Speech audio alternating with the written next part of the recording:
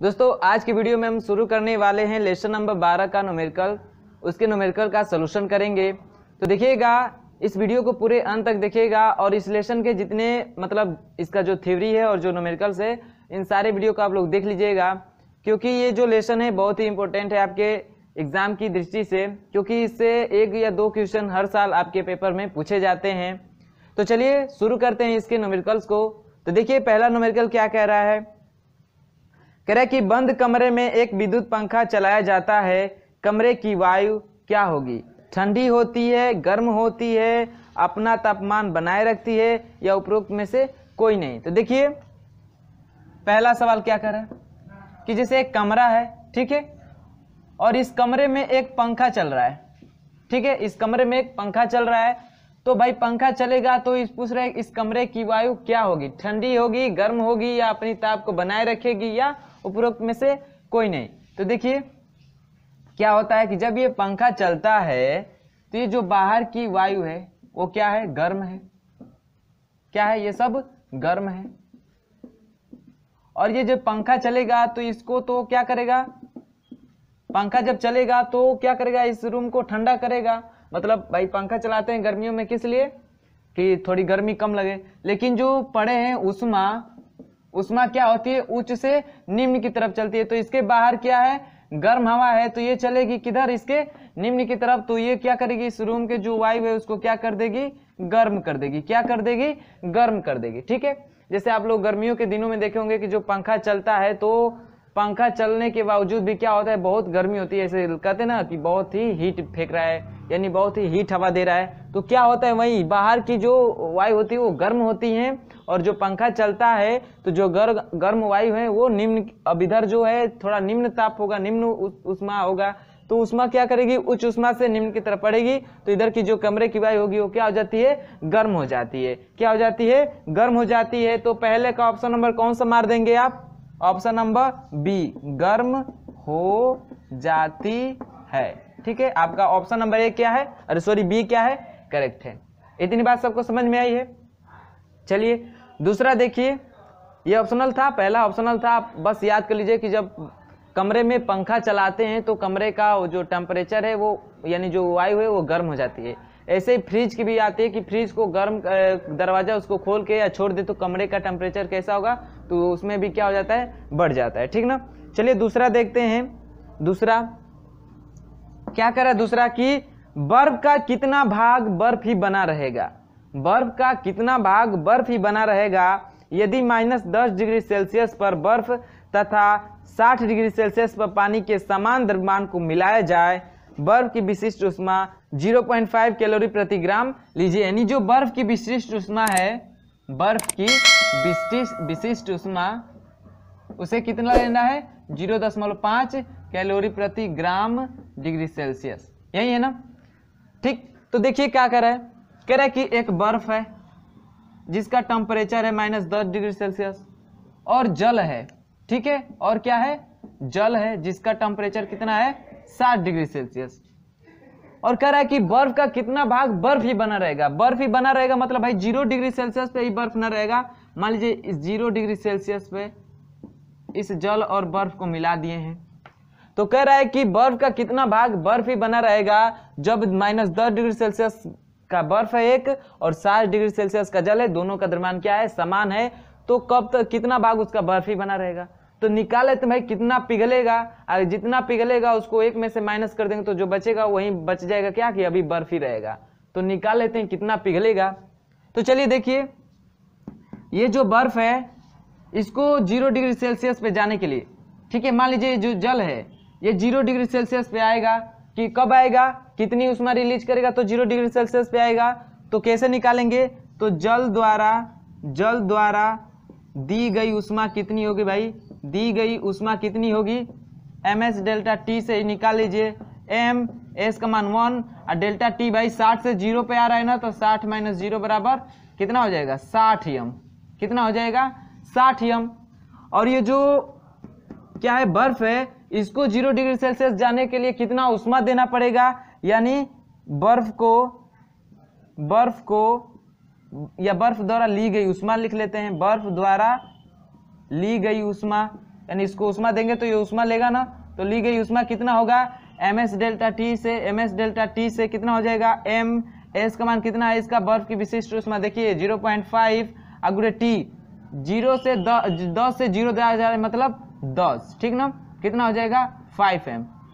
तो जो बर्फ द्वारा ली गई उष्मा है वो कितना है 5m कैलोरी और ये 60m कैलोरी। तो देखिए जो बर्फ है ये तो 0 डिग्री सेल्सियस तक जाने में ही कितनी उष्मा ले लिया 5। अब ये जो जल है ये 0 डिग्री सेल्सियस ये कितना उष्मा दे रहा है इसको 60 दे रहा है। देखिए तो इसको उष्मा कितना मिलेगा, जो बर्फ है उसको उष्मा कितना मिलेगा, बर्फ को उष्मा कितना मिलेगा, बर्फ को मिला उष्मा कितना उसको उष्मा मिलेगी भाई, तो 60 माइनस 5, क्योंकि ये जो 5 तो बर्फ खुद ले रहा है 0 से 10 से माइनस 0 पे जाने में, फिर ये जो दे रहा है 60 तो उसको क्या कर देंगे माइनस, यानी इतना डिग्री सेल्सियस अरे इतना डिग्री का जो उष्मा है इतना कैलोरी की जो उष्मा है, अब ये क्या करेगी बर्फ को मेल्ट करेगी, क्योंकि जो 60 में से भाई ये जल को और इसको मिला रहे हैं, इसका माइनस 10 डिग्री सेल्सियस है और इसका 60 डिग्री सेल्सियस है, दोनों को मिलाए हैं तो 5 डिग्री सेल्सियस 5 कैलोरी उष्मा तो 0 डिग्री सेल्सियस पे आने में ले लिया बर्फ, तो बचा कितना 55 ही ना। अब 55 कैलोरी की जो उष्मा है अब इस बर्फ को क्या करेगी पिघलाएगी, बर्फ को क्या करेगी पिघलाएगी।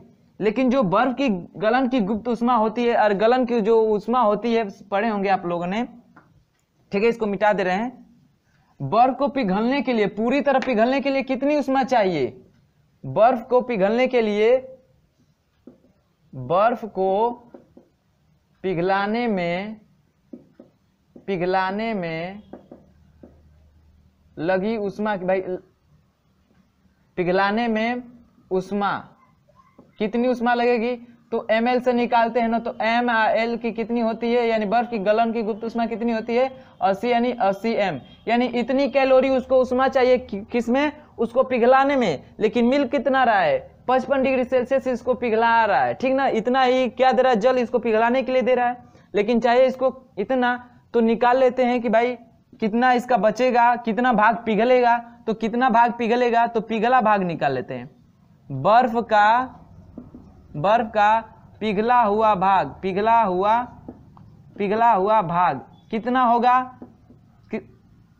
कितना होगा, तो इसको 55 डिग्री सेल्सियस ताप मिल रहा है, लेकिन इसको चाहिए कितने का 80 कैलोरी का, तो इसको करेंगे तो कितना हो जाएगा 11 5 55 और 16 5 80, यानी जो बर्फ का पिघला हुआ भाग होगा वो कितना होगा 11/16 होगा। कब, जब इस 55 डिग्री सेल्सियस से इस बर्फ का ये जो बर्फ था इसका इतना ही भाग पिघल पाएगा।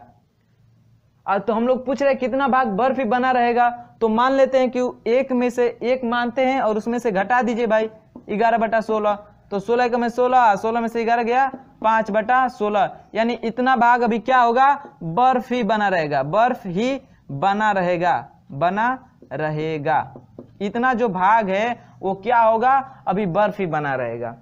ठीक है, बात समझ में आई है। यानी देखिए -10 डिग्री सेल्सियस पे बर्फ था और 60 डिग्री सेल्सियस पे जल था, दोनों को मिलाए तो ये जो बर्फ है 0 डिग्री सेल्सियस पर आने के लिए 5 कैलोरी ले लेगा उष्मा, तो 5 कैलोरी उष्मा ले लेगा, तो ये जो जल है 60 डिग्री सेल्सियस 60 कैलोरी उष्मा दे रहा है ना, 60 कैलोरी उष्मा दे रहा है, जिसमें से 5 कैलोरी तो ये बर्फ ले रहा है 0 डिग्री सेल्सियस आने में, तो कितना उष्मा और बचेगा, तो 55 कैलोरी। अब ये 55 कैलोरी क्या करेगी, इस बर्फ को मेल्ट करेगी, पिघलाएगी, लेकिन बर्फ को पिघलने के लिए कितनी उष्मा की चाहिए आवश्यकता 80 कैलोरी की, 80 कैलोरी की, तो कितना भाग पिघला पाएगा ये, तो 55/80 की है, तो इतना भाग पिघला पाएगा। हम लोग को पूछा है कितना भाग बर्फ बना रहेगा, तो इतना भाग पिघला देगा, तो एक में से उसको माइनस कर देंगे तो इतना भाग क्या होगा बचा रहेगा, तभी ना इन दोनों को जोड़ेंगे तभी तो एक हो जाएगा, पूरा बर्फ हो जाएगा।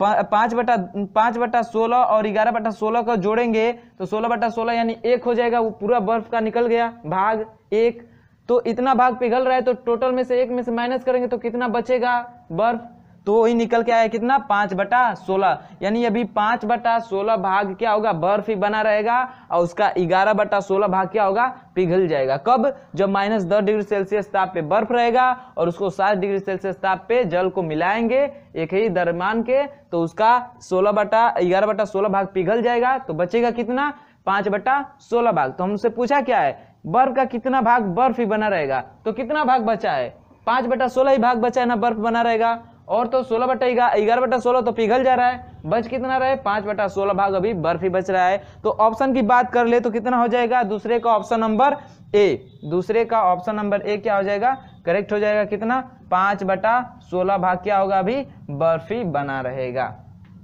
बात सबको समझ में आई है? चलिए बहुत अच्छा, नोट करिएगा। फिर देखते हैं हम लोग तीसरा क्वेश्चन को।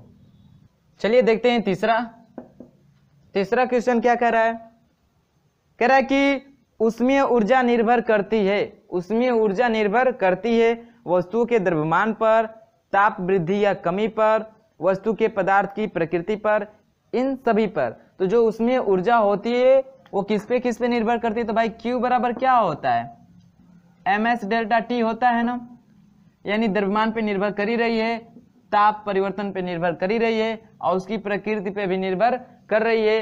तो ये जो सारे ऑप्शन है सब पे निर्भर करती है, तो चौथा ऑप्शन दिया है ना इन सभी पे, तो क्या हो जाएगा उसमें जो ऊर्जा निर्भर करती है इन सभी पे, यानी वस्तु के द्रव्यमान पर भी, ताप वृद्धि या कमी पर भी, या वस्तु के प्रकृति पे भी, ठीक है कि वो ठोस है जल है कैसा है उसकी प्रकृति पे भी क्या होती है निर्भर करती है क्या ऊष्मीय ऊर्जा, ऊष्मीय ऊर्जा। तो इसका ऑप्शन नंबर कौन सा सही हो जाएगा तीसरे का ऑप्शन नंबर डी, इनमें से सभी। और ज्यादातर जो ऐसे ऑप्शन होते हैं इनमें से सभी वही क्या होते हैं करेक्ट होते हैं। और एक और मिलता है ए एंड बी, तो वो भी क्या होता है अधिकतर ज्यादातर आपका प्लस पॉइंट मिलता है क्या सही होने का, ठीक है। तो जहां भी आपको 4 ऑप्शन में इन सभी दिखे तो उसको मार दीजिए, ज्यादातर ऑप्शन होता है सही होने का, ठीक है। चलिए तो तीसरे का ऑप्शन नंबर डी सही हो गया। चौथा देख लीजिए क्या कह रहा है, चौथा कह रहा है कि एक ही धातु की 2 वस्तुओं का उष्माधारिताओं में 3:4 का अनुपात है। उष्माधारिताओं में कितने का अनुपात है 3:4 का अनुपात है। तो कह रहा है कि इस क्या कह रहा है कि उनके द्रव्यमानों में अनुपात होगा, उनके द्रव्यमानों में अनुपात होगा, अनुपात की पूछ रहा है। तो देखिए एक वीडियो बनाया था जब तरंग गति एवं ध्वनि से, तो उसमें बताया गया था कि जब भी अनुपात की बात करें तो उसका उल्टा करके और क्या करते हैं आंसर मार देते हैं, ठीक है।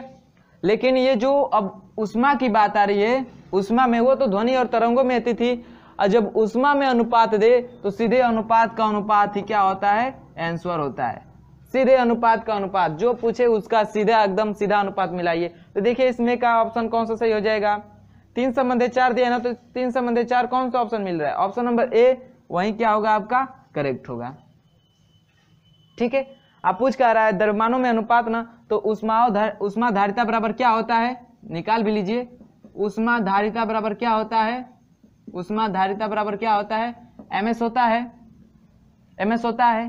तो चलिए एक ही वस्तु है और उसका अनुपात दिया है कितने का 3:4 का, तो एक हो जाएगा कितना, देखिए इसमें s सब में s क्या होगा कांस्टेंट होगा, ठीक ना। तो 3:4 का अनुपात दिया है, तो जैसे मान लेते हैं a व b है, एक ही धातु का बना है, एक की उष्माधारिता कितनी है 3 है, तो 3 बराबर ms हो जाएगा, m1 s1 मान लेते हैं, m1 s मान लेते हैं। फिर जो दूसरा है इसका कितना हो जाएगा 4 बराबर m2 s हो जाएगा, m2 s हो जाएगा। तो इसको समीकरण 1 मान लेंगे, इसको समीकरण 2। पूछ रहा है क्या कि m1 और m2 द्रव्यमानों में अनुपात पूछ रहा है ना, तो समीकरण 1 में भाग करिए समीकरण 2 से, तो क्या हो जाएगा 3/4 बराबर m1 s बटा में m2 s, s से s कट गया। अब m2 अपन m1 को क्या लिख सकते हैं, m1 अपन m2 को क्या लिख सकते हैं, m1 संबंधे m2 लिख सकते हैं, इसको क्या लिख सकते हैं 3:4। तो देखिए जो अनुपात दिया है क्वेश्चन में वही अनुपात मिल रहा है ना आंसर। तो ये जो उष्मा है, उष्मा से आप लोग याद रख लीजिए, देखिए एक ध्वनि थी और तरंग गति थी, उसमें जो अनुपात देता था उसका आंसर एकदम उल्टा करते थे, 3:4 था तो 4:3 मारते थे। अब जब उष्मा की बात आ जाती है तो इसमें क्या करते हैं सेम आता है, 3:4 है तो आंसर भी वही आएगा 4। आपने देखा भी प्रैक्टिकली, तो इसका ऑप्शन नंबर कौन सा सही है? ए, ठीक ना। और कभी भी अनुपात दिखे और पूछे अनुपात ही, तो आप जो अनुपात दिया रहेगा क्वेश्चन में वही अनुपात आप मार सकते हैं, ठीक है। आगे क्वेश्चन आएगा तो देखिएगा वैसे ही होगा, तो इसको नोट करिए। फिर देखते हैं 5वां सवाल। चलिए देखते हैं 5वां क्वेश्चन, ठीक है। 5वां क्या कह रहा है? 5वां कि किसी वस्तु की ऊष्माधारिता का उसकी विशिष्ट ऊष्मा से संबंध होता है। ऊष्माधारिता बराबर पढ़े हैं आप लोग, फिर पिछले क्वेश्चन में लिखा भी था ऊष्माधारिता बराबर क्या होता है? ms होता है। तो ऊष्माधारिता S क्या है? S क्या है? विशिष्ट ऊष्मा। S क्या है? विशिष्ट ऊष्मा, ठीक है। S क्या है? नीचे लिख देते हैं। S क्या है? विशिष्ट ऊष्मा। तो ऊष्माधारिता और विशिष्ट ऊष्मा में संबंध पूछ रहा है, तो ऊष्माधारिता बराबर क्या होता है? m इंटू विशिष्ट ऊष्मा, द्रव्यमान गुणित विशिष्ट ऊष्मा। तो ऑप्शन देखिए कौन सा मैच कर रहा है? क्या ऊष्माधारिता, सब हिंदी में लिखा है ना, तो लिख दीजिए इसको। ऊष्माधारिता बराबर दिया होगा, ऊष्माधारिता बराबर m क्या है? द्रव्यमान है, s क्या है? विशिष्ट ऊष्मा है, विशिष्ट ऊष्मा। देखिए ये ऐसा कोई ऑप्शन मैच कर रहा है? देखिए तो क्वेश्चन में देखिए, ऊष्माधारिता बराबर द्रव्यमान गुणित विशिष्ट ऊष्मा मैच कर रहा है। देखिए कौन सा मैच कर रहा है? ऊष्माधारिता बराबर वस्तु का द्रव्यमान गुणित विशिष्ट ऊष्मा, यही ऑप्शन मैच कर गया आपका। द्रव्यमान गुणित विशिष्ट ऊष्मा, आपका option number A he match कर गया। तो 5वां का ऑप्शन नंबर कौन सा सही है? ए सही है। बात सबको समझ में आई? चलिए वेरी गुड। देखते हैं 6वां क्वेश्चन। 6वां क्वेश्चन समझिए, ये भी बहुत लॉजिक है इसमें। कह रहा है कि 1 ग्राम पानी को 0 फ़ारेनहाइट से 0 डिग्री सेल्सियस तक गर्म करने के लिए कितनी ऊष्मा की आवश्यकता होगी? क्या बोल रहा है भाई? 0 डिग्री फ़ारेनहाइट से 0 डिग्री सेल्सियस तक गर्म करने में कितनी ऊष्मा? यहाँ से डेल्टा टी निकाले तो करे भाई, ये भी 0 है, ये भी 0 है, तो ये तो 0 हुआ। हम लोग Q बराबर होता है क्या होता है? Q बराबर क्या होता है? ms delta T, ms delta T. तो डेल्टा टी का मान 0 रखेंगे तो ये तो पूरा 0 हो जाएगा, 0 हो जाएगा। लेकिन ऐसा है नहीं ना। देखिए बात क्या है यहाँ पे, बात को आप लोग समझिए। 0 डिग्री फ़ारेनहाइट और 0 डिग्री सेल्सियस का मतलब क्या है? देखिए फ़ारेनहाइट पैमाना जब बना था तो उसका जो इनिशियल ताप था, यानी प्रारंभिक ताप था, वो कितना था? 32 डिग्री फ़ारेनहाइट। और अंतिम कितना था? 212 डिग्री फ़ारेनहाइट था ना। जब सेल्सियस पैमाना बना है सेल्सियस, तो उनका इनिशियल ताप कितना था? 0 डिग्री सेल्सियस, और फाइनल ताप क्या था? 100 डिग्री सेल्सियस। तो ये बात क्या है? 0 डिग्री फ़ारेनहाइट और 0 डिग्री सेल्सियस। वहां 0 डिग्री फ़ारेनहाइट, अब देखिए यहाँ पे 0 डिग्री फ़ारेनहाइट कब होगा? इसका जो इनिशियल पॉइंट है इसी को हम 0 फ़ारेनहाइट बोल सकते हैं, और इसका तो भाई 0 होता ही है, 0 डिग्री सेल्सियस होता ही है। लेकिन फ़ारेनहाइट में 0 बात करें तो उसका न्यूनतम बिंदु क्या होता है? 32 होता है ना। तो यहाँ से 32 फ़ारेनहाइट, 0 डिग्री फ़ारेनहाइट का मतलब 32 डिग्री फ़ारेनहाइट है, ठीक है। तो अब ताप मिल गया। 32 डिग्री फ़ारेनहाइट से 0 डिग्री सेल्सियस ताप को करने में कितना ऊष्मा लगेगा? तो चलिए निकाल लेते हैं। अब देखिए डेल्टा टी निकालेंगे तो कितना आ जाएगा? 32 माइनस 0 बराबर 32 आ गया ना। डेल्टा टी का मान, एस का मान कितना होता है भाई? जल के लिए गलन की गुप्त वाष्पन की गुप्त ऊष्मा कितनी होती है? 540। और उसके बाद से एम दिया ही है कितना? 1 ग्राम दिया है, तो ग्राम को चेंज कर देंगे किलोग्राम में, तो 0.00 या कितना हो जाएगा? 1 × 10 की पावर कितना हो जाएगा? 3 हो जाएगा ना, इतना हो जाएगा। बात सबको समझ में आई? चलिए तो अब करते हैं, या इसको चेंज ही कर दीजिए, ग्राम में चेंज करेंगे तो कितना हो जाएगा? 0.001 किलोग्राम हो जाएगा। इतनी बात सबको समझ में आई है? चलिए ठीक है। अब निकालना है हम लोग को क्या? ऊष्मा। तो Q बराबर क्या होता है? ms डेल्टा टी होता है। m का मान कितना है? 0.001, अगुड़े s कितना रखना है? 540, अगुड़े डेल्टा टी कितना है? 32। चलिए इसका इसमें गुणा करेंगे तो कितना हो जाएगा? तो 17,280। देखिएगा गुणा करके देखेंगे तो इतना होगा, ठीक ना। मैंने गुणा करके पहले ही रख रखा है, ठीक ना भाई। वीडियो क्यों लंबा करने जाए, अब गुणा करेंगे तो बहुत लंबा होगा। तो इसका गुणा करेंगे तो इतना होगा, ठीक ना। मैंने मोबाइल में कैलकुलेट करके रख लिया है। अब इतना होगा। अब देखिए इसका दशमलव हटाने के लिए ऊपर नीचे कितना से गुणा करना पड़ेगा? 1000 से। तो ऊपर से 1000 से गुणा करेंगे तो दशमलव हट जाएगा, और नीचे 1000 से क्या करेंगे? गुणा करेंगे ना। बटा 1000 लगेगा। अब इसको भाग करेंगे तो आपका आंसर आ जाएगा कितना, भाग करेंगे 1000 से तो आंसर आ जाएगा 17.28। 17.28 कैलोरी की क्या पड़ेगी, ऊष्मा की आवश्यकता पड़ेगी, इतना कैलोरी की। ठीक है, भाग करके देखेंगे तो इतना ही आएगा 17.28। तो चलिए आंसर की थोड़ा ऑप्शन मिलाते हैं। 32.0 यानी 32 कैलोरी, नहीं भाई इतना तो नहीं आ रहा है, शून्य शून्य तो आ ही नहीं रहा है। 17.7 कैलोरी और एक दिया है 35.4 कैलोरी। देखिए ये तो लगभग में पहुंच रहा है ना, 17.2 इधर करेंगे तो 3, यानी लगभग में पहुंच रहा है ना, ये 17.7 के लगभग में पहुंच रहा है ना। तो चलिए जो लगभग में भी पहुंचता है उतना आप ऑप्शन मार सकते हैं। तो छठवां जो क्वेश्चन है, छठवां, इसका ऑप्शन नंबर कौन सा सही हो जाएगा, सी। ठीक है, लगभग में गया ना उतना, तो समझिए लगभग में मान लेते हैं उतना। ठीक है, तो बात सबको समझ में आई है। चलिए नोट करें, फिर देखते हैं 7वां नंबर क्वेश्चन। चलिए देखते हैं 7वां क्वेश्चन क्या कह रहा है। 7वां कह रहा है कि एक ही धातु की बनी वस्तुओं की ऊष्मावधारिताओं का अनुपात 2 संबंध 5 है, बर्तनों के द्रव्यमानों का अनुपात होगा, जो कि आपका क्वेश्चन नंबर 4 था।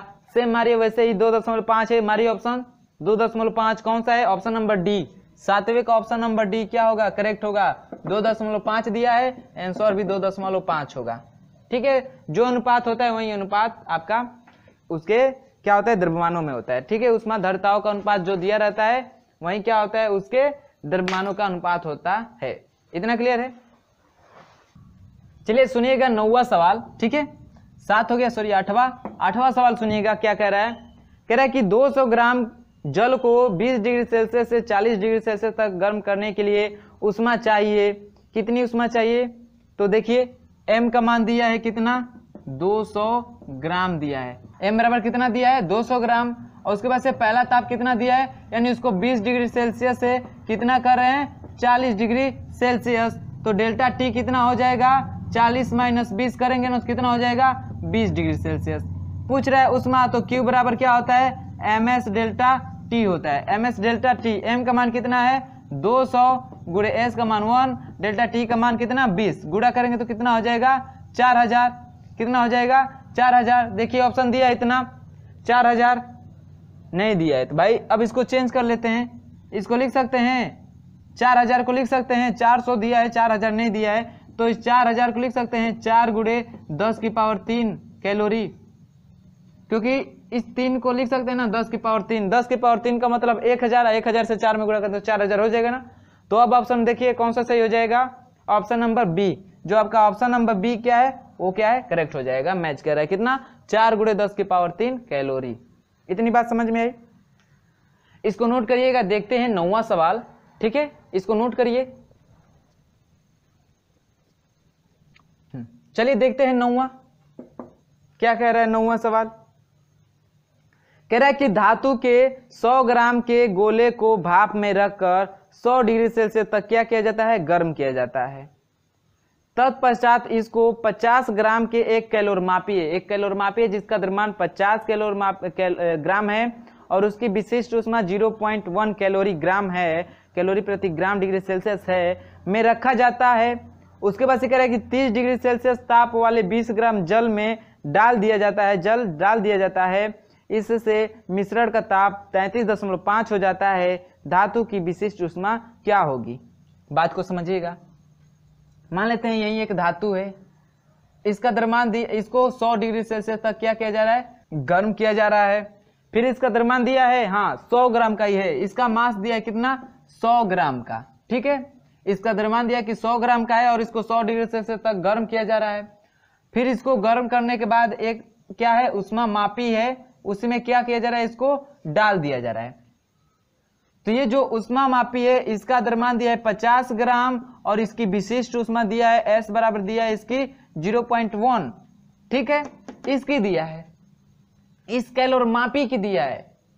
फिर क्या किया जा रहा है कि इसमें अलग से जल डाला जा रहा है, वो भी कितना, तो 30 ग्राम है नहीं, 30 डिग्री सेल्सियस का है, क्या है, ताप का जल है, जिसका द्रव्यमान है कितना, 20 ग्राम है।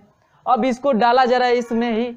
अब तब इसका जो इसमें डाल दे रहे हैं इस जल को, तो जो इसका मतलब ये जो 100 डिग्री सेल्सियस पे था और 30 डिग्री सेल्सियस पे डाला गया जल, तो इसका जो एवरेज निकल के आ रहा है, मतलब जो ताप हो जा रहा है अंतिम ताप 33.5 डिग्री सेल्सियस हो जा रहा है।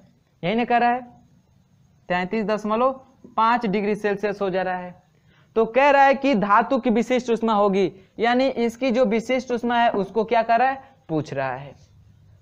तो चलिए सॉल्व करते हैं भाई। इस जल में, इस कैलोरीमापी में डालेंगे जल को और इसको, तो ऊष्मा कौन देगा, धातु देगा। कौन लेगा ऊष्मा, तो ये लेगा, जल लेगा ना। तो वहीं देखिए इसमें जब भी दो चीजों की क्या कर दे, तुलना कर दे, तो कौन सा नियम लगाते हैं, कैलोरीमिति का नियम लगाते हैं। ठीक है, कैलोरीमिति का नियम लगाते हैं। कब, जैसे एक धातु है और जल है, अब दोनों को मिक्स किया जाए तो भाई एक ऊष्मा लेगा एक ऊष्मा देगा। जिसका टेम्परेचर ज्यादा होगा वो ऊष्मा देगा, जिसका टेम्परेचर कम रहेगा वो ऊष्मा लेगा। तो जब ऐसा कंडीशन आता है तो हम लोग लगाते हैं क्या, कैलोरीमिति का सिद्धांत। क्या होता है, ली गई ऊष्मा बराबर दी गई ऊष्मा। तो कैलोरीमिति का सिद्धांत लगाते हैं, कैलोरीमिति का सिद्धांत, कैलोरीमिति का सिद्धांत से क्या होती है, तो ली गई ऊष्मा बराबर क्या होती है, दी गई ऊष्मा। यही होता है ना, ली गई ऊष्मा बराबर दी गई ऊष्मा। ऊष्मा कौन लेगा, जल लेगा। ठीक है, तो इसका निकालेंगे। ठीक है, तो देखिए 20 ग्राम का जल है, इसको डाला जा रहा है एक ऊष्मामापी में जिसका द्रव्यमान 50 है और विशिष्ट ऊष्मा S है। तो देखिए क्या होता है, ली गई ऊष्मा बराबर क्या होता है, M1 S1 डेल्टा T1 होता है ना, और उसके बाद से क्या होता है M2 S2 और डेल्टा T2, यही होता है ना। तो देखिए ली गई ऊष्मा, अब ऊष्मा कौन ले रहा है, तो देखिए ये जो 100 डिग्री सेल्सियस पे है तो ऊष्मा ये भी लेगा, ये जो कैलोरीमापी है ये भी ऊष्मा लेगा, ये भी कुछ हीट होगा, और उसके बाद से जो जल है 30 डिग्री सेल्सियस पे ये भी ऊष्मा लेगा। तो ऊष्मा ये दोनों ले रहे हैं, तो इसका मतलब इसका द्रव्यमान और इसका द्रव्यमान जोड़ लेते हैं। तो देखिए क्या हो जाएगा, इसका M क्या हो जाएगा, तो 50 ग्राम का क्या है, कैलोरीमापी है जिसकी विशिष्ट ऊष्मा इतनी है, और प्लस 20 ग्राम का क्या है, जल है। तो ये मास हो गया इतना। ठीक, S दिया नहीं है तो 1 मान लेते हैं, और गुड़े डेल्टा T कितना होगा, अब बात समझिएगा, डेल्टा T कितना होगा, जल कितना था 20 डिग्री सेल्सियस का, फिर जो अंतिम ताप है कितना हो जा रहा है 33.5 डिग्री सेल्सियस हो जा रहा है। अंतर कितना है, जल और इसके ताप में अंतर कितना है, तो क्या करेंगे 33.5 में से 20 घटाएंगे। इतनी बात सबको समझ में आई, इतनी बात सबको समझ में आई। देखिए M क्या था, ऊष्मा कौन कौन लेगा, ऊष्मा मापी लेगा और जल लेगा। तो ऊष्मा मापी का द्रव्यमान इतना होगा 50 गुणे उसकी विशिष्ट ऊष्मा, प्लस जल का द्रव्यमान 20, इतना हो गया, द्रव्यमान हो गया। S दिया नहीं है 1 मान लेते हैं, ठीक ना। और उसके बाद से डेल्टा T1 कितना होगा, तो 33 एवरेज है, यानी अंतिम ताप 33 हो जा रहा है। जल का कितना था 20, तो डिफरेंस कितना है जल और इस एवरेज के, यानी जो अंतिम ताप है कितने का है, तो 33.5 में से 20 घटा देंगे, 33.5 ही हो जा रहा है, हाँ घटा देंगे। अब उसके बाद दी गई ऊष्मा, ऊष्मा कौन दे रहा है, ये दे रहा है, धातु दे रहा है। तो इसका द्रव्यमान कितना है 100 है, तो चलिए 100 हो गया। इसकी विशिष्ट ऊष्मा कितनी है, तो निकालना है, तो भाई S2 लिख दीजिए। अब डेल्टा T कितना हो जाएगा, तो देखिए इसका 100 डिग्री सेल्सियस है, इसके डालने पे जो अंतिम ताप है 33.5 हो रहा है, कितने का डिफरेंस हो रहा है, तो 100 में से 33.5 घटाएंगे ना, तो क्या हो जाएगा 100 माइनस 33.5। अब चलिए इतनी बात सबको समझ में आ गई होगी, उम्मीद करता हूं ये इतना समझ में आ गया होगा। अब बस क्या करना है, कैलकुलेट करना है। इसका गुणा करेंगे तो 5 होगा, आप 20 में 5 जोड़ देंगे तो 25 गुणे ये कितना हो जाएगा, इसमें से घटा देंगे तो हो जाएगा कितना 13.5। देखिएगा सही कर रहे हैं ना सब, स्टेप बाय स्टेप आप लोग देखते जाइएगा, जहाँ मिस होगा बताइएगा, ठीक ना। अब ये क्या हो जाएगा 100 हो जाएगा, गुणे S2, इसको घटाएंगे तो कितना हो जाएगा, 10 में से 5 गया 5, यहाँ बचेगा 9, 9 में से 3 गया 6, यहाँ पे बचेगा 9, 9 में से 3 गया 6, 66.5 हो जाएगा, 66.5। इतनी बात समझ में। देखिए 25 को 100 से कटा सकते हैं, 25 चौके 100, तो कितना हो जाएगा, S2 का मान निकाल देते हैं। तो S2 बराबर कितना हो जाएगा, देखिए इधर है 13.5, इधर है कितना 66.5, तो 66.5 लिख लेते हैं। अब देखिए यहाँ पे कटाए हैं तो 4 बार में कटा है ना, तो ये भी इसके गुणे में है, तो ये भी क्या आ जाएगा, इसका बट्टा में आ जाएगा ना। तो 13.5 बट्टे में 66.5 गुणे 4। अब इसी को कैलकुलेट करेंगे तो S2 का मान निकल के आ जाएगा। तो चलिए कैलकुलेट करते हैं, 13.5 भागे 66.5 और गुड़े फिर भाग कर देते हैं। देखिए पहले 13.5 में भाग करते हैं किससे, 66.5 से, और फिर भाग कर दे रहे हैं किससे, 4 से। ठीक है, 4 से, तो आ जाएगा आपका कितना, इतना आ जाएगा 0.00 कितना है भाई, 0.0131, 0.0131, इतना क्या आ जाएगा आपका आंसर। फाइनली आंसर इतना जो होगी, इसकी विशिष्ट ऊष्मा होगी कैलोरी प्रति क्या है, कितना क्या दिया था, ग्राम प्रति डिग्री सेल्सियस। आंसर में मात्रक क्या दिया है आपका, देखिएगा आंसर में कैलोरी प्रति ग्राम डिग्री सेल्सियस में निकाला है ना, कैलोरी प्रति ग्राम डिग्री सेल्सियस। ठीक है, बात सबको समझ में आई है, कुछ था नहीं। जब भी दो वस्तुओं से तुलना करे, ठीक ना, तो वही नियम लगाते हैं, कौन सा, कैलोरीमिति का सिद्धांत का नियम लगाते हैं। ली गई उष्मा बराबर दी गई उष्मा होती है। देखते हैं कौन कौन उष्मा ले रहा है, कौन उष्मा दे रहा है। ms डेल्टा T1 होता है ना, ये फार्मूला आप लोगों ने नोट किया है ना। बस इसका m कितना होगा, तो भाई उष्मा ये भी लेगा और जल भी लेगा, तो दोनों का द्रव्यमान करेंगे। इसकी विशिष्ट उष्मा दे रखा था तो इसमें गुणा करके उसका द्रव्यमान लेंगे, ठीक ना। इसका भी दिया होता तो करके लेते, लेकिन दिया नहीं है, तो इतना द्रव्यमान हो गया। S1 का मान 1 मान लेते हैं, नहीं दिया रहता है तो 1 मान लेते हैं। अब गुणे डेल्टा T का मान 33.5 - 20, डिफरेंस इतना ही होगा ना। चलिए इतना हो गया। वैसे इधर का भी होगा, और सबका कैलकुलेट, इधर S2 निकालना था क्योंकि दी गई उष्मा धातु दे रहा है ना, तो इसकी विशेष उष्मा पूछ रहा है तो इसको निकालना था, तो S2 को लिखे रहेंगे। तो अब यहाँ से S2 का मान कितना आ जाएगा, सब कैलकुलेट करेंगे तो 0.013 कैलोरी प्रति ग्राम डिग्री सेल्सियस। चलिए ऑप्शन की बात कर ले, 9वें का ऑप्शन की बात कर ले तो कौन सा है, 0.0131। ऑप्शन नंबर बी ही मैच कर रहा है, ठीक ना। आपका ऑप्शन नंबर बी क्या है, करेक्ट है। बात सबको समझ में आई होगी।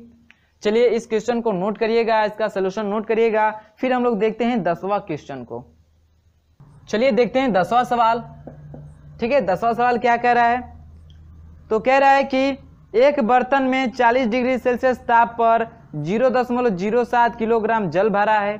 ठीक है, फिर कह रहा है कि बीकरर द्वारा 2100 जूल उष्मा बाहर निकाल दी जाती है, तो बर्तन एवं जल का ताप 35 डिग्री सेल्सियस घट जाता है। ठीक है, 35 डिग्री सेल्सियस घट जाता है, बर्तन की उष्मा धारिता होगी। बर्तन की उष्मा धारिता होगी, कितनी होगी, बर्तन की उष्मा धारिता पूछ रहा है, तो मान लेते हैं बर्तन की उष्मा धारिता कितनी होगी, तो W मान लेते हैं या कुछ भी मान लेंगे आप। ठीक है, इतनी होगी, तो बर्तन कितना उष्मा देगा। देखिए फार्मूला क्या बनेगा, एक तो बर्तन उष्मा देगा और फिर क्या करेगा, बर्तन इतना डिग्री सेल्सियस पर इतना किलोग्राम जल भरा है, बर्तन में इतना जल भरा है।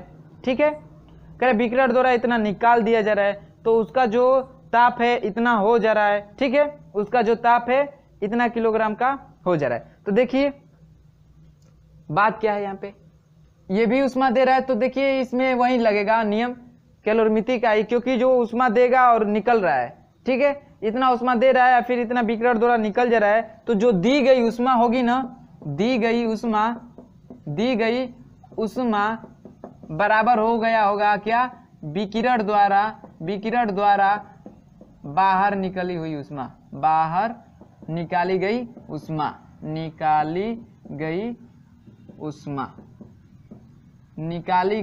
उष्मा। ठीक है, जितना उष्मा देगा और बीकरर द्वारा जो उष्मा निकलेगा उसके बराबर होगी।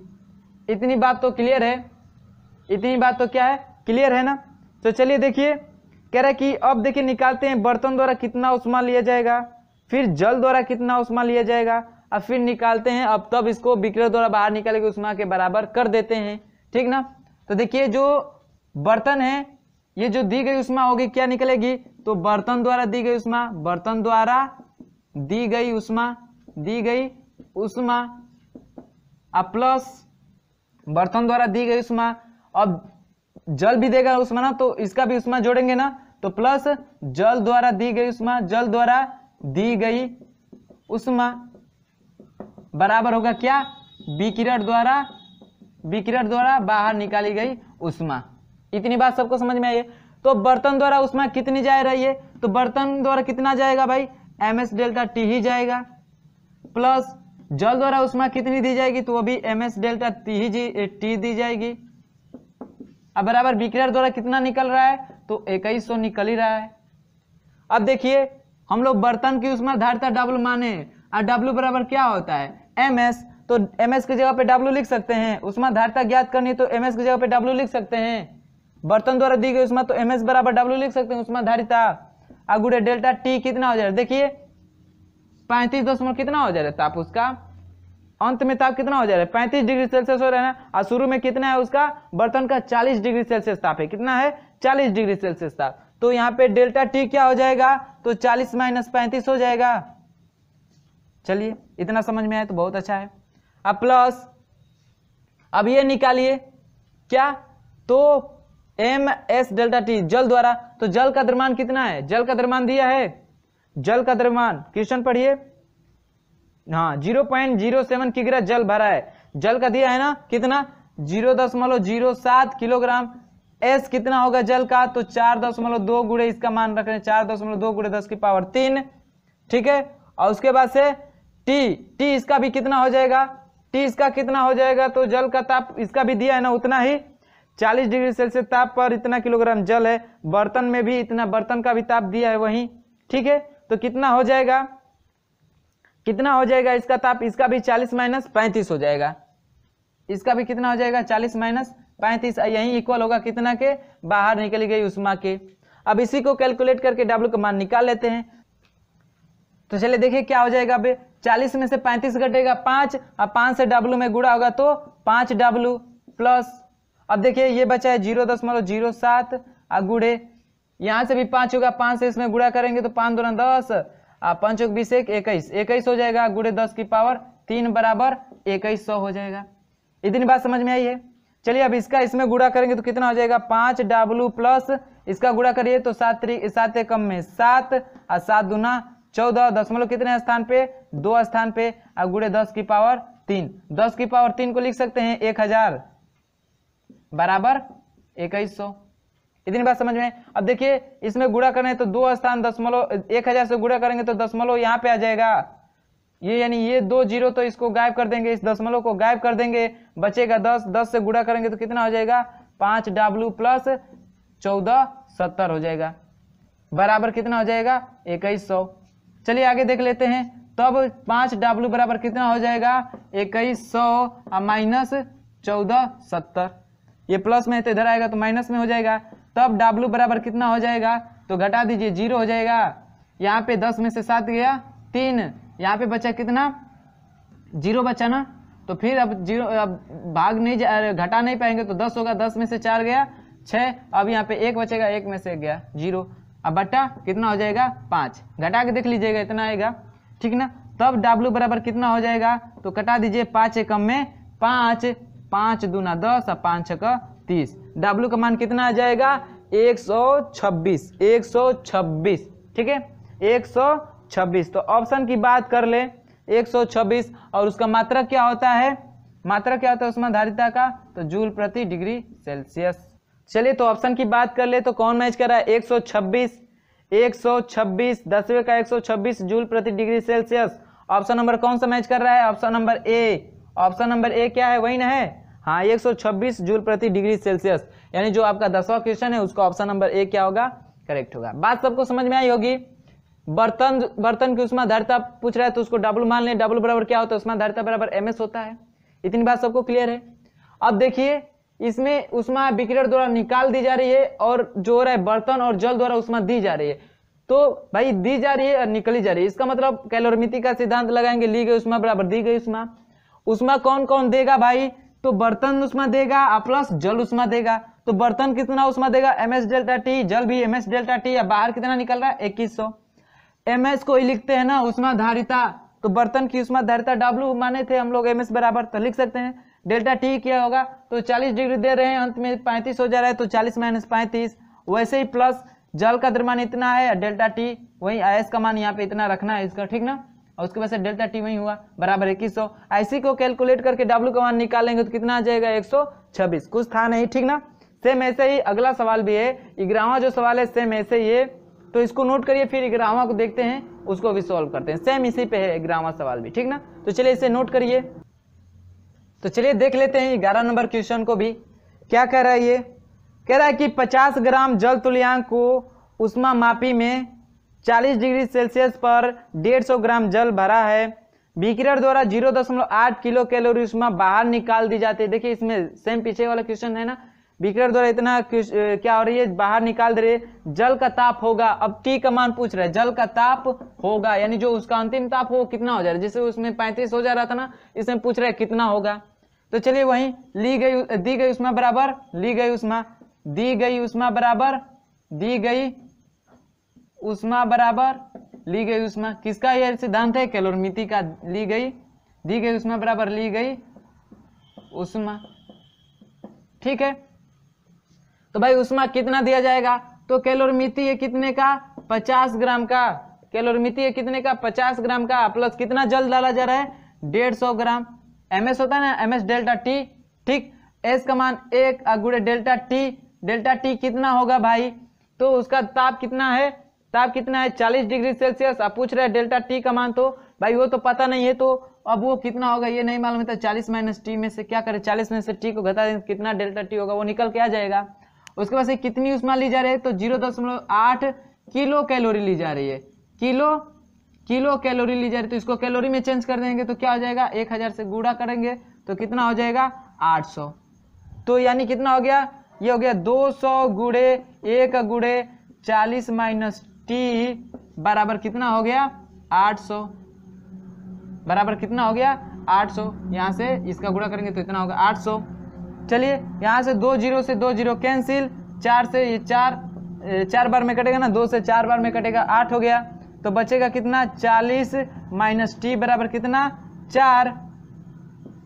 टी का मान निकालना है, तो टी बराबर कितना होगा, 40 माइनस 4 बराबर 36 डिग्री सेल्सियस, 36 डिग्री सेल्सियस। तो जो उसका अंतिम ताप हो जाएगा कितना हो जाएगा, 36 डिग्री सेल्सियस। कितना हो जाएगा, 36 डिग्री सेल्सियस। तो अब ऑप्शन की बात कर ले हम लोग, तो कितना आ जाएगा आपका ऑप्शन, कौन सा ऑप्शन मैच कर रहा है, 11 का ऑप्शन नंबर सी मैच कर रहा है। बात सबको समझ में आई होगी। दी गई उष्मा कौन कौन भाई देगा, तो जल देगा और प्लस उष्मा जो उष्मा मापी जिसमें जल है वो देगा। तो जल उष्मा मापी का द्रव्यमान इतना है, जल का द्रव्यमान इतना है, दोनों को ऐड कर लेते हैं तो टोटल द्रव्यमान हो जाएगा। उनकी विशेष उष्मा 1 मान लेते हैं। ताप कितना होगा, तो भाई ताप जो अंतिम ताप है मालूम नहीं है कितना होगा, कम होगा कि बेसी होगा, लेकिन उसका इनिशियल ताप मालूम है ना, तो इनिशियल में से उसको फाइनल को घटा देते हैं। अब बराबर 0.8 किलो कैलोरी, तो कैलोरी में चेंज कर लेते हैं तो 1000 से गुणा तो कितना हो जाएगा, 800। अब इसी को करेंगे कैलकुलेट, तो टी बराबर कितना आ जाएगा, 36 डिग्री सेल्सियस। बात समझ में आई होगी, नोट कर लीजिए इस क्वेश्चन को। फिर देखते हैं 12 नंबर क्वेश्चन कि 12 नंबर क्या कर रहा है, 12 वाला। तो ये नोट हो गया, वीडियो को पॉज करके नोट कर लीजिए। फिर देखिए 12 नंबर में क्या करें कि 100 मीटर ऊंचाई से जल गिरता है, पृथ्वी पर गिरने पर इसकी प्रति किलोग्राम ताप में वृद्धि होगी। तो भाई ऊंचाई पूछ रहे, ऊंचाई दे दिया, 100 मीटर ऊंचाई पे ऊंचाई से जल गिरा जाता है, तो उसे कितनी उष्मा मिलेगी, तो वही मिलेगी mgh, स्थितिज ऊर्जा। भाई किसी वस्तु को मान ली पृथ्वी पे है, उसको उठा के किसी ऊंचाई पे लेके चले गए तो उसमें स्थितिज ऊर्जा आ गई।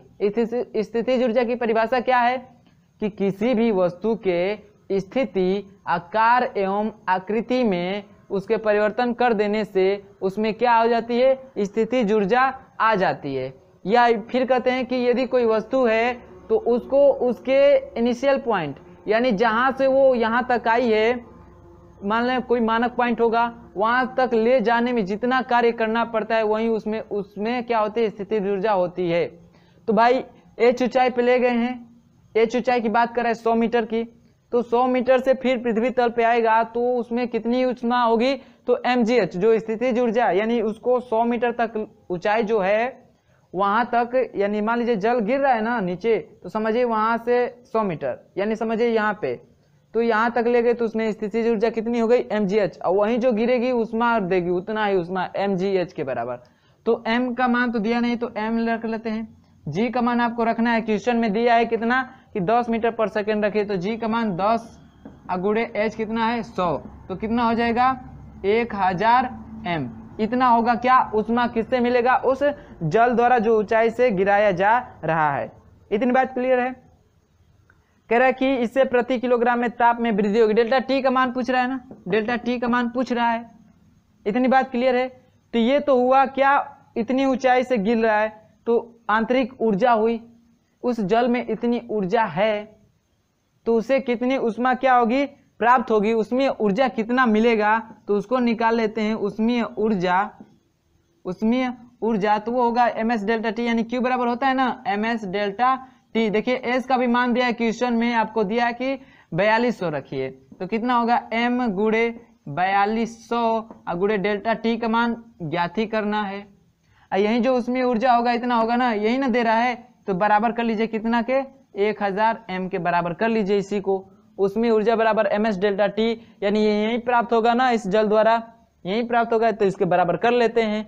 तो देखिए यहाँ से m कैंसिल हो जाएगा, 2 0 से 2 0 कैंसिल हो जाएगा, तब जो डेल्टा टी बराबर आ जाएगा कितना 10/42, 10/42। ऐसे को कैलकुलेट कर दीजिए तो कितना आ जाएगा, 10 में भाग करना है 42 से, 10 में भाग करना है 42 से, तो आ जाएगा 0.238। इतना ही आया है ना 10, हाँ इतना ही आया है। कितना आ जाएगा तो डेल्टा टी बराबर कितना आ जाएगा 0.238 डिग्री सेल्सियस। इतने का क्या होगा, उसके ताप में वृद्धि होगी। कितना होगा, इतना ताप में उसका वृद्धि होगा। तो जब भी ऊंचाई दिया हो तो mgh से उससे कितना उसमें स्थितिज ऊर्जा होगी, यानी कितना उससे ऊर्जा मिल जाएगी, ये प्राप्त हो जाएगा, इतना ऊर्जा मिलेगी।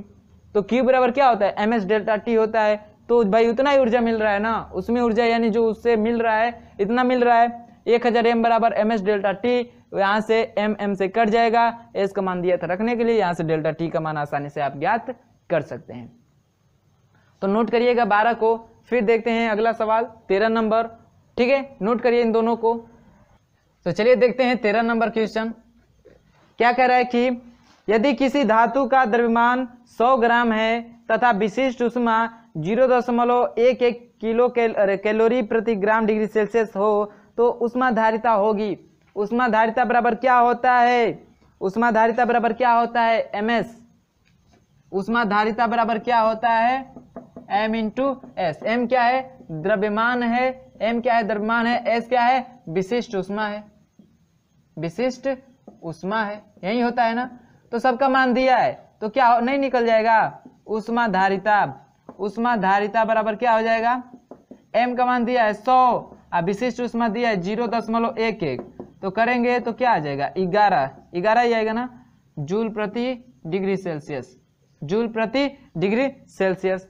तो ऑप्शन की बात कर ले, ऑप्शन की बात कर ले तो कौन सा सही हो जाएगा, सॉरी ऊष्मा धारिता कैलोरी प्रति डिग्री सेल्सियस में दिया ना, तो यहाँ पे जूल नहीं कैलोरी होगा ना, कैलोरी, कैलोरी प्रति ग्राम डिग्री सेल्सियस, यही है ना। तो चलिए सॉरी ग्राम डिग्री सेल्सियस करें, डिग्री सेल्सियस प्रति डिग्री सेल्सियस, तो 11 कैलोरी प्रति डिग्री सेल्सियस। तो ऑप्शन की बात कर ले तो कौन सा सही हो जाएगा, 11 कैलोरी प्रति डिग्री सेल्सियस। 13 का ऑप्शन नंबर सी, 13 का ऑप्शन नंबर सी क्या हो जाएगा, करेक्ट हो जाएगा। 12 नंबर में ऑप्शन की बात नहीं किए थे ना, तो उसमें कितना आया था हम लोग का, कितना सोल्यूशन किए थे तो आया था 0.238 ना। तो इसका जो 12 नंबर क्वेश्चन है उसका ऑप्शन नंबर डी था करेक्ट, ठीक है। आप लोग मार भी लिए होंगे क्योंकि सोल्यूशन करके आंसर निकाल दिया गया, तो आप ऑप्शन मार सकते थे। उसका ऑप्शन डी था 0.238 डिग्री सेल्सियस। 13 का कितना आया, 11 कैलोरी प्रति डिग्री सेल्सियस। इतना क्लियर है। चलिए देखते हैं इस वीडियो का लास्ट क्वेश्चन, 14 नंबर क्वेश्चन, और खत्म करते हैं इस वीडियो को। फिर मिलेंगे अगले वीडियो में इसके आगे सवाल के साथ। तो चलिए देखते हैं इसका लास्ट क्वेश्चन क्या कह रहा है। कह रहा है कि 10 ग्राम प्लेटिनम के टुकड़े को भट्ठी से निकालकर 40 ग्राम पानी में डाल दिया जाता है, जिसका ताप 30 डिग्री सेल्सियस से बढ़कर 40 डिग्री सेल्सियस हो जाता है। भट्ठी का ताप था, प्लेटिनम की विशिष्ट ऊष्मा इतना रखिए। यानी जो 14 नंबर क्वेश्चन है इसमें प्लेटिनम, जो प्लेटिनम है उसकी विशिष्ट ऊष्मा दे रखा है, प्लेटिनम, प्लेटिनम की विशिष्ट ऊष्मा दे रखा है कितना, 0.032, यही दे रखा है ना 0.032, ठीक है, इतना रखना है। तो देखिए प्लेटिनम की धातु को गर्म किया जा रहा है और गर्म करके जल में डाला जा रहा है, तो जाहिर सी बात है उसको गर्म करेंगे तो उसका टेम्परेचर हाई होगा और फिर उसको जल में डालेंगे तो उस जल का ताप 30 डिग्री सेल्सियस से बढ़ के 40 डिग्री सेल्सियस। इससे भी क्लियर हो रहा है कि जो प्लेटिनम का ताप होगा ज्यादा होगा, तो उसको जल में डाला जा रहा है। तो जल का ताप 30 से 40 हो जा रहा है। इसका मतलब वो जल उष्मा दे रहा है और जल उष्मा ले रहा है। दो जब भी वस्तुओं का कंपैरिजन करें, आप कौन सा नियम लगाना है? कैलोरीमिति। ठीक है, इसका ज्यादातर ऐसे ही सवाल सॉल्व हो गए कैलोरीमिति के सिद्धांत पे। कब होगा भाई? जब दो वस्तुओं के बारे में जिक्र कर देगा तो क्या होगा? कैलोरीमिति के सिद्धांत से ली गई ऊष्मा बराबर दी गई ऊष्मा। तो ऊष्मा कौन ले रहा है? जल ले रहा है। जल का द्रव्यमान क्या होता है? ms, यही ना होता है। m1 बार बार लिखना पड़ रहा है, लेकिन हम चलिए लिख देते हैं m2s2 डेल्टा T2, यही होता है ना। मैं बार बार नहीं लिखूंगा, कभी मैं m का मान रख दूं, s का मान रख दूं, तो आप लोग समझ जाइएगा कि ये फार्मूला है। ठीक ना। चलिए, ली गई ऊष्मा कौन ले रहा है? जल ले रहा है। तो जल का द्रव्यमान कितना दिया है? तो 40। तो चलिए 40 रख लेते हैं। s इसका नहीं दिया है, 1 मान लेते हैं। इसका ताप 30 से 40 हो जा रहा है, मतलब डिफरेंस कितने का हो रहा है? तो 40 - 30। समझ पा रहे हैं इतना सब लोग? इतना समझ पा रहे हैं? चलिए, अब ऊष्मा दे कौन रहा है? तो प्लेटिनम की धातु दे रहा है ना। तो चलिए, उसका द्रव्यमान कितना दिया है? तो 10 ग्राम है, 10 ग्राम। S2 इसका दे दिया है, यानी प्लेटिनम की विशिष्ट ऊष्मा दे रखा है कि 0.032 रखना है, तो रखना है। ठीक है। अभी देखिए इसका ताप कितना होगा। तो भाई जो ताप देंगे, फिर इसका बाद में ताप 40 डिग्री सेल्सियस हो जा रहा है। तो ये नहीं ना कि इसको कम ताप देंगे तब तो नहीं ना 40 डिग्री सेल्सियस होगा। भाई जल नहीं ना दे रहा है इसको ताप, जल इससे ले रहा है, तो जाहिर सी बात है इसका जो इनिशियल ताप होगा, यानी जो हम लोग ताप दिए हैं वो ज्यादा होगा। तो ज्यादा होगा तो उसको T मान लेते हैं, और वहीं पूछ भी रहा है और उसमें से माइनस कर दे रहे हैं क्या? 40 दिख रहा है उधर। चलिए ठीक ना, 40 हो जाएगा। ठीक है, थोड़ा सा इधर दिख नहीं रहा होगा तो लिख दे रहे हैं इधर। देखिए m का मान कितना है? जल का 40 है, गुणे s का नहीं दिया है, और डेल्टा T कितना हुआ होगा? 40 - 30। 30 से 40 हो रहा है तो डेल्टा T इतना हो गया, बराबर इसका दिया है 10, और गुणे 0.032 रखना है, और T कितना होगा? तो भाई जो प्रारंभ में ताप दिए होंगे T, वहीं पूछ भी रहा है कि भट्टी का ताप होगा, तो भट्टी कितना भाई? जितना प्लेटिनम को ताप दिया होगा भट्टी का ताप होगा ना, तो उसको मान लेते हैं T, और T में से माइनस करेंगे किसको? जो बाद में हो जा रहा है कितना? 40 डिग्री सेल्सियस। यानी बाद में इसका मतलब जो भट्टी का ताप होगा वो प्लेटिनम का ताप होगा, फिर उसको जल में डाल रहे हैं तो इतना हो जा रहा है, तो डिफरेंस कितना होगा? तो T - 4 का, इसी को पूछ रहा है। चलिए सबको कैलकुलेट करके T का मान निकाल लेते हैं। तो कितना हो जाएगा? 10 चौके 40, 4 बार में कटा, इसमें से माइनस करेंगे तो कितना होगा? 10, और 10 में 4 से गुणा करेंगे तो 40 हो गया, बराबर इधर देखिए कितना हो जाएगा? 0.032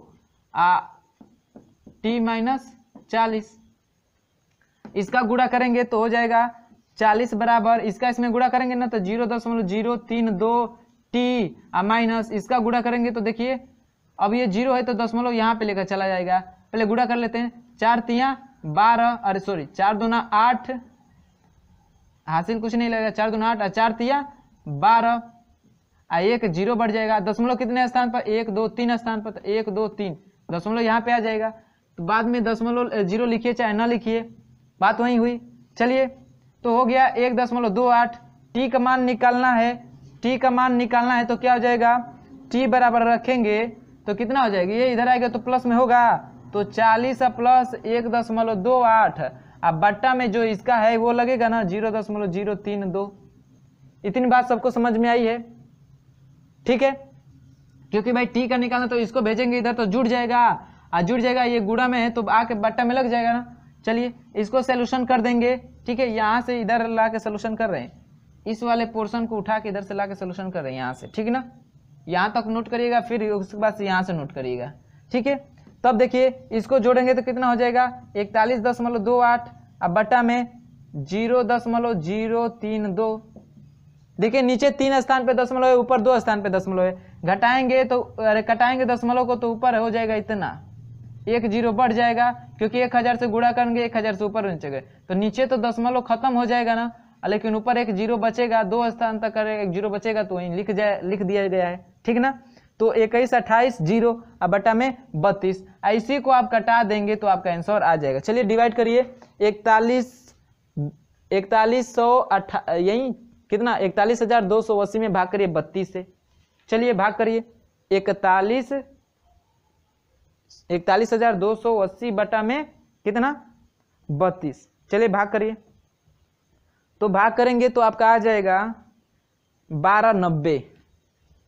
1290 यानी जो भट्ठी का ताप होगा ना वो कितना होगा 1290 डिग्री सेल्सियस। इसका मतलब जो प्लेटिनम को ताप मिलेगा ना शुरू में वो 1290 डिग्री सेल्सियस होगा, और जब इसको जल में डालेंगे तो उसका ताप, जो जल का ताप है 30 डिग्री सेल्सियस, वो बढ़ के कितना हो जाएगा 40 डिग्री सेल्सियस। तो जो भट्ठी का ताप होगा वो कितना होगा 1290 डिग्री सेल्सियस। इतना सबको समझ में आया, इसको नोट करिएगा। और ऑप्शन की बात कर ले, ऑप्शन की बात कर ले 14 नंबर क्वेश्चन का, तो 1290 तो जो 14 है उसका ऑप्शन नंबर कौन सा सही हो जाएगा 1290, ऑप्शन नंबर ए। यानी जो ये क्वेश्चन है 14 नंबर, इसका ऑप्शन नंबर ए क्या हो जाएगा करेक्ट हो जाएगा 1290 डिग्री सेल्सियस।